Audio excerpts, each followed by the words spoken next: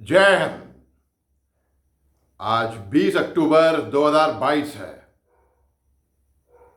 आज से ठीक 60 साल पहले 20 अक्टूबर 1962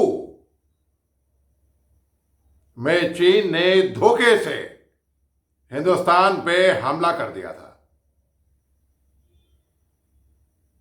और 60 साल पहले ये वक्त अभी जैसे अभी दिवाली का है, वो वक्त भी दिवाली का था। दिवाली आ रही थी और ऐसा हमला, ऐसा धोखा किया हमारे साथ। तो सॉलिडारिटी में साथ देने के लिए बहुत से हिंदुस्तानियों सामने, पूरे हिंदुस्तान ने बल्कि उस साल दिवाली नहीं बनाई थी। जी हां। अब सोचने की बात है कि ये हमला, युद्ध, कोई भी कभी भी युद्ध पे जाता है तो आसान नहीं होता है। और अगर कोई ऐसा ठोस कदम उठा रहा है युद्ध पे या आक्रमण करने के लिए या हमला करने के लिए, तो क्या वजह रही होगी। अभी रूस और यूक्रेन का युद्ध चल रहा है।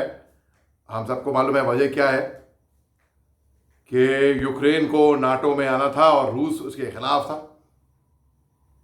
उनकी सोवरेनिटी और इंटीग्रिटी को थ्रेटन करा था। बस ठीक उसी तरीके से देखिए,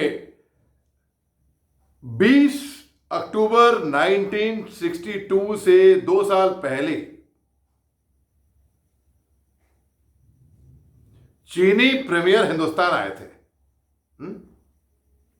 अच्छा, 1959 में क्या हुआ था, दलाई लामा जो तिब्बत से अपने 80,000 से ज्यादा फॉलोअर लेके हिंदुस्तान आ गए थे और हिंदुस्तान ने उनको रिफ्यूज दी थी, उनको श्रेय दी थी हिंदुस्तान में।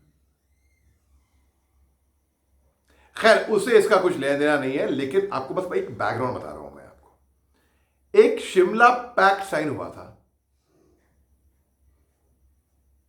उस शिमला पैक्ट के तहत ब्रिटिश इंडियन आर्मी थी, उनके रिप्रेजेंटेटिव्स थे,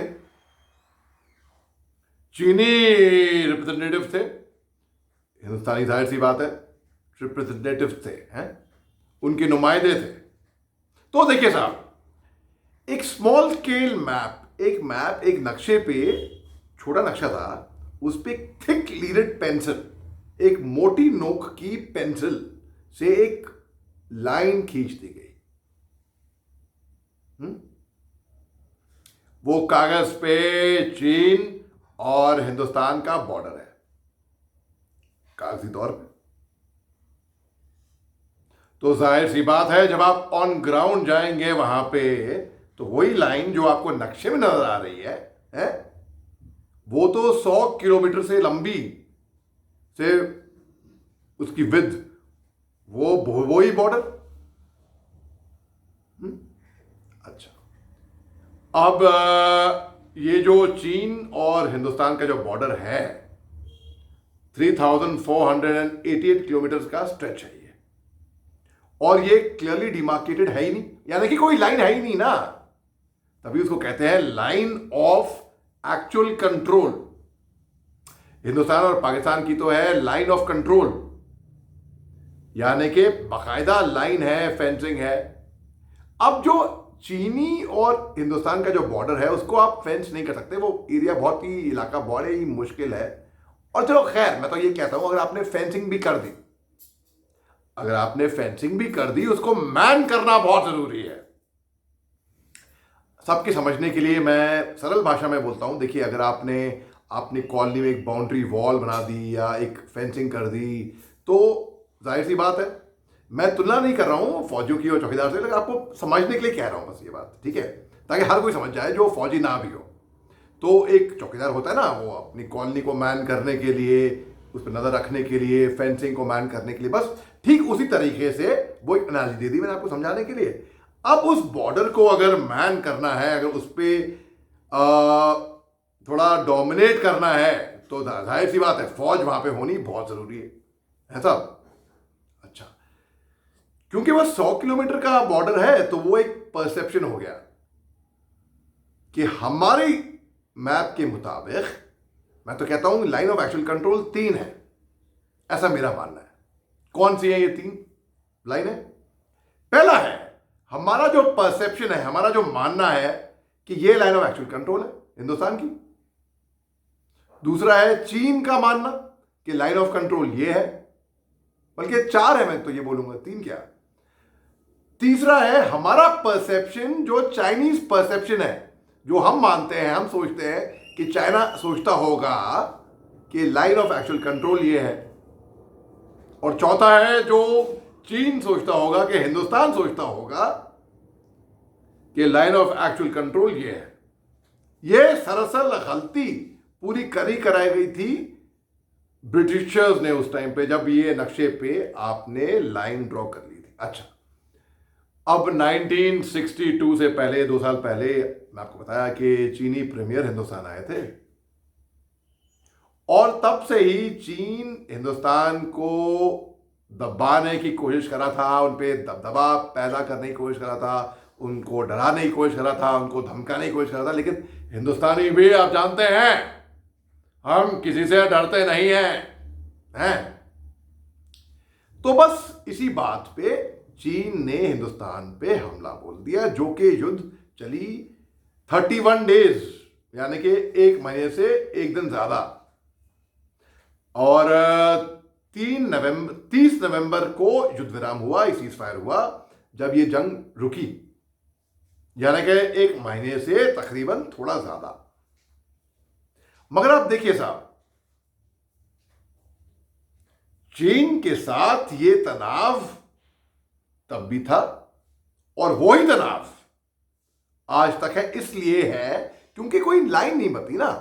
अगर कोई लाइन होती बाकायदा, आप उसको माने, हम उसको माने, भाई अभी लद्दाख में, चुशुल एरिया में, या आप देख लीजिए कहीं पे भी, अरुणाचल में आप देख लीजिए, या आप कहीं पे भी देख लीजिए, फिंगर 8, पहले हमारी पेट्रोल जाती थी फिंगर 8, फिर हमने बात करी। और चीनी गतिविधि, उनकी रणनीति समझना बहुत जरूरी है। और ये बात है कि हम चीनी को समझ नहीं पाए, और अगर हम चीनी को समझ नहीं पाए हैं तो चीनी भी हमको समझ नहीं पाए। अब बात ऐसी है, अगर मैंने आपसे कोई प्रॉपर्टी की डीलिंग करी, तो कागजी कार्रवाई होना बहुत जरूरी है ना। Sale deed, stamp duty, registration हम करते हैं, बिना उसकी कोई मानेगा कि प्रॉपर्टी हमारी है या आपकी है, किसी और की? नहीं मानेगा ना। बस कहने से नहीं होगा ना साहब, करने से होएगा, और कागजी कार्रवाई करने से होगा। तो मेरा ऐसा मानना है, जब तक फाइल्स में कागजी कार्रवाई डॉक्यूमेंटेड नहीं हो जाती, चीन की रणनीति है कि हाँ साहब, जब कोई सब देख रहे हैं, हम एक कदम पीछे हटा देंगे, दिखाने के लिए, दिखावा। वो दिखावा बहुत करता है। और जब कोई नहीं देख रहा है, तो हम 2 कदम आगे बढ़ा देंगे। यह चीन की स्ट्रैटेजी है। उनके एक चाइनीज ऑथर हैं, सन त्सू, उन्हें किताब भी लिखी है, द आर्ट ऑफ वॉर। जैसे कि हमारी चाणक्य रीति है ना, ये जंग लड़ने का तरीका, कि मैदान जंग में क्या होना चाहिए, वैसे ही सन त्सू कहते हैं कि एक जनरल का एक्चुअल एसिड टेस्ट है कि अगर वो युद्ध जीत जाए, बिना लड़े, बिना गोली फायर करे, बिना खून बहाए, चालाकी से। तो आप समझ गए ना कि आज मैं आपको ये बता रहा हूं इसलिए क्योंकि आज 20 अक्टूबर है 2022, और ठीक 60 साल हो गए। और इस बार फर्क ये है कि हम बड़ी खुशी से अपने घरों में दिवाली मना रहे हैं, मनाएंगे।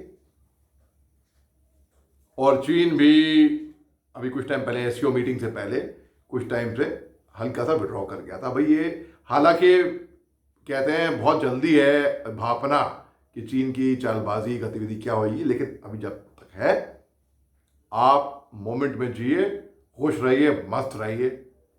और अभी हिंदुस्तान की रणनीति तो बहुत साफ है कि हम किसी को छेड़ेंगे नहीं, लेकिन अगर किसी ने हमें छेड़ा तो हम उसे छोड़ेंगे नहीं। जय हिंद।